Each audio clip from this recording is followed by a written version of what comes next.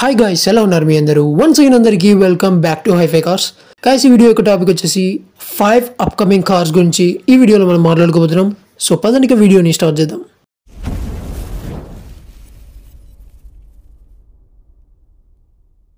First one వచ్చేసి Mahindra Thar 5 door. ఈ car ఈ ఇయర్లో లాంచ్ అవ్వబోతుంది.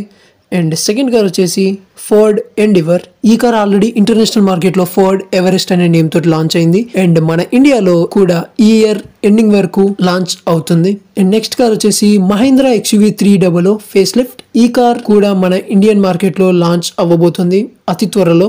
అండ్ నెక్స్ట్ కార్ వచ్చేసి హ్యుండై క్రెటా N లైన్. ఈ కార్ కూడా అతి త్వరలో మన ఇండియన్ మార్కెట్ లో లాంచ్ అవ్వబోతుంది.